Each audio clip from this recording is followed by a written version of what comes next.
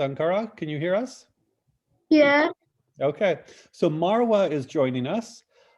Just so that everybody knows each other, how about everybody just does like what your name is, where you are, what grade you're in, and something you love. So Alana, do you want to introduce yourself first?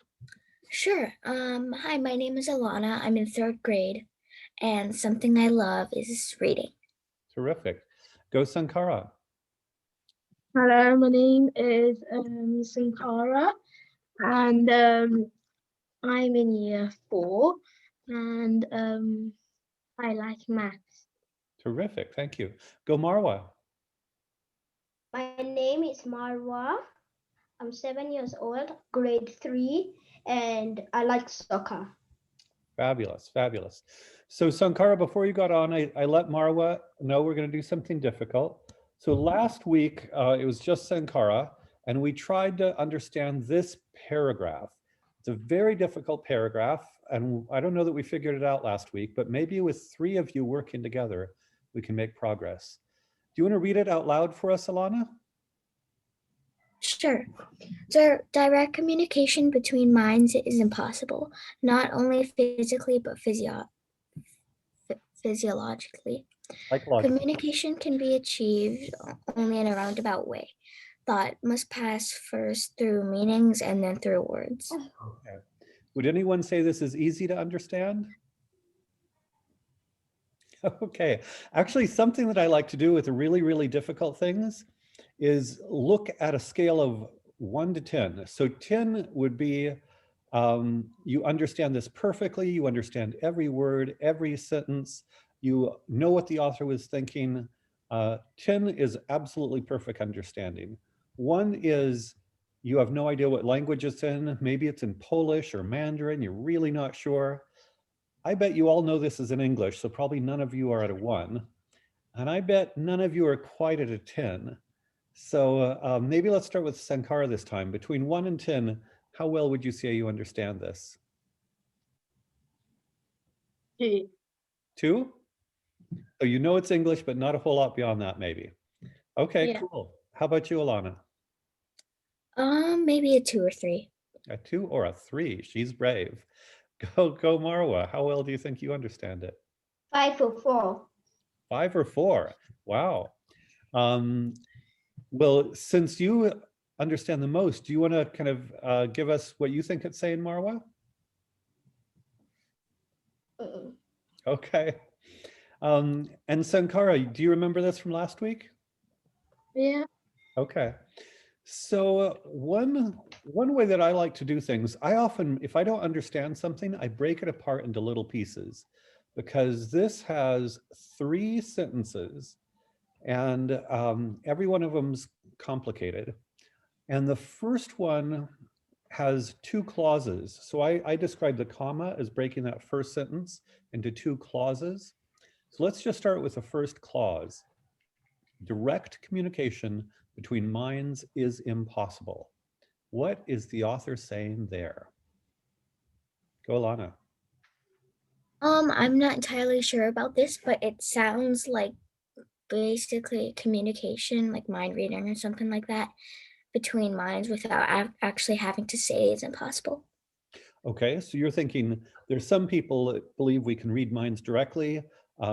You're saying this author is saying we can't, that we have to have words. That's your interpretation? Possibly, yeah. Okay. Does anybody agree with Alana, disagree with Alana, or have a different interpretation? Go Sankara. I agree with Alana. Okay. The way I think of this is, do you guys know what a hypothesis is? What's a hypothesis? Go Alana. Hypothesis, for example, if you're doing an experiment, it's your estimate of what's going to happen or how much it's going to be. There you go.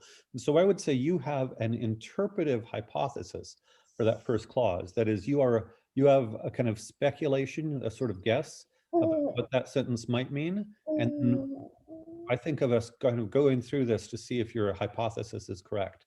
Does that make sense? Yeah. Okay. How are we doing, Marwa? Are Alana, Sankara, and I making sense, or are we kind of not making sense? You're making sense. Terrific. Okay. So let's look at the next clause. So the first clause, direct communication between minds is impossible, not only physically, but psychologically. What do we think he means by that clause? I don't know. Okay. Do we know what psychologically means? Sankara, you're nodding. Do you know what it means? Something to do with your mind. Okay, fair enough. Psychology is kind of the study of the mind. Psychologically is something to do with the mind. And then physically, how would physically be different from psychologically? Go Sankara.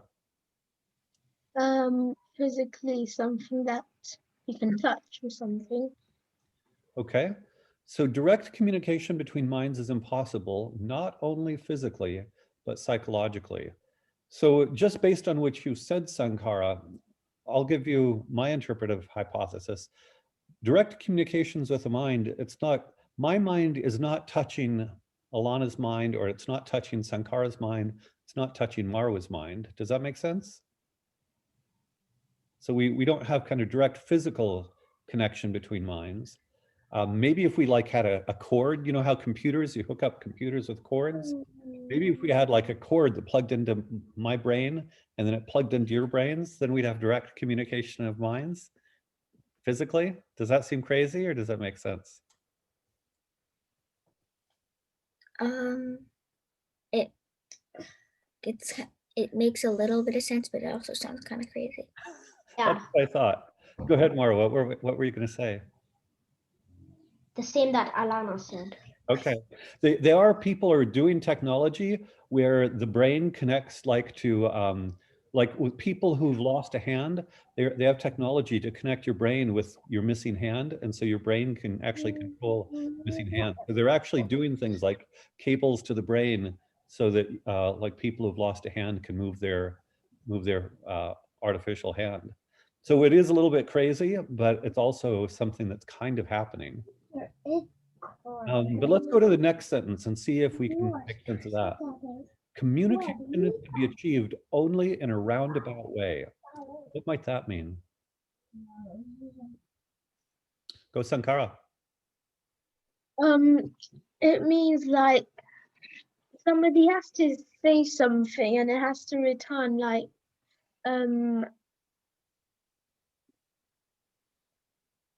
like it, I can't really explain that. So go ahead, Alana. I was gonna say the same as Sankara, but like you said, I do think that that sentence means that if you're doing it physically, one person has to do it, and then the other person returns the sentence. Okay, what do you mean one person returns the sentence? I think I know what you mean. Sure. Go ahead. They say a reply to the person that spoke to them. Okay. It's like a roundabout.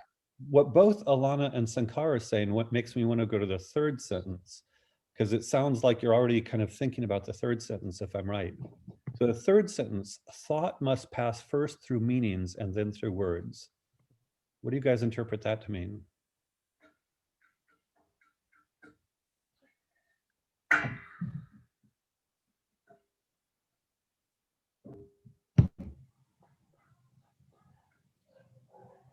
Go Alana.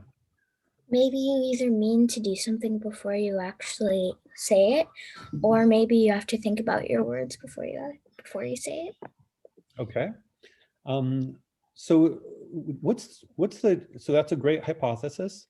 What's the difference between a meaning and a word? Are meanings and words the same, or are words and meanings different? They're different. How so? Well, in my opinion, meanings are kind of like what you mean to do. Mm-hmm. So for example, like you could be meaning to read something, I don't know, something like that. And then words, you're actually saying something. Okay. You could say, I was meaning to do this, or I was meaning to say this. Okay. In some ways, the way you're using the word meaning right now sounds a little bit like the word intention or intending, that I was intending to do this and intending to do that. Is that how you understand the word meaning? Yeah. Okay. Well, I want to go back and think about, so both Sankara and Alana had said with that second to last sentence that people have to talk. One person, the picture I got in my head was one person talks and then the other person talks. And that's what you thought communication can be achieved only in a roundabout way meant. Did I understand each of you correctly? Sankara's nodding yes. Is that what you meant, Alana? Alana's frozen. I thought so. I thought so. Me too. Are you back, Alana? Oh, she's Sorry, freezing. can you say that again? Yeah. So with that second sentence, communication can only be achieved in a roundabout way. My understanding is that you were both saying that. Yes, I am. Okay, that's right. So in which case, how thought must pass first through meanings and then through words. How do the second to last sentence and the last sentence connect?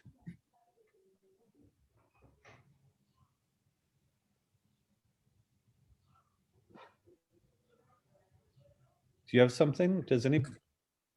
It looked like Alana was raising her hand. Mara was maybe raising his hand.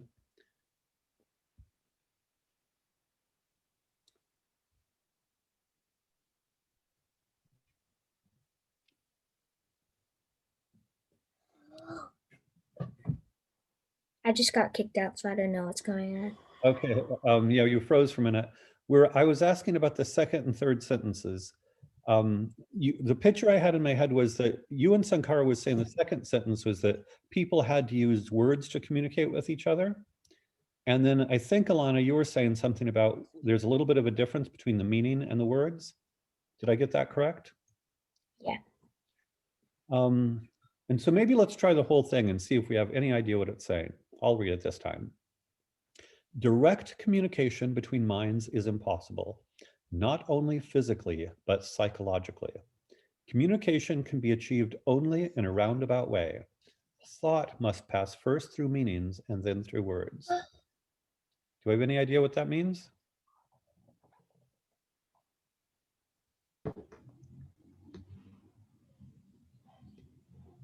The last sentence or the whole thing? Either one.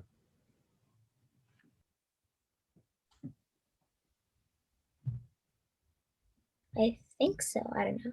Go for it, Alana. Give us what you got. Okay, so I think this passage talks about maybe the communication between people. The first sentence is about how you can't communicate between minds, and the second sentence might be about, because like it says, communication can be achieved only in a roundabout way. So it's talking about how one person speaks and then the other and then the other, just over and over again. And then I think the last sentence means like you have to say it and then maybe you do it. What do you think, Sankara and Marwa? Is Alana partway there? Do you think she's mostly right or partly right, or do you think she's wrong? Mostly right. Okay. Why do you think that, Marwa?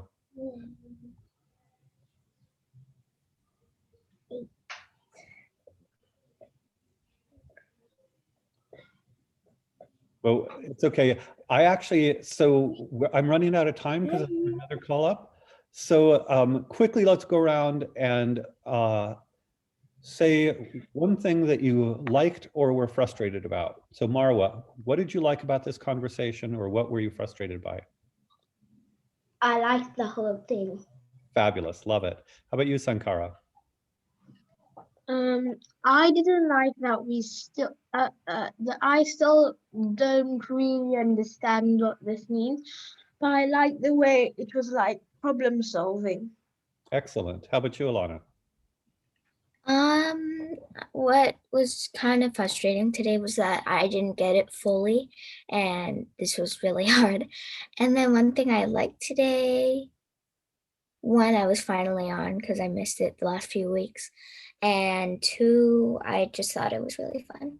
Excellent.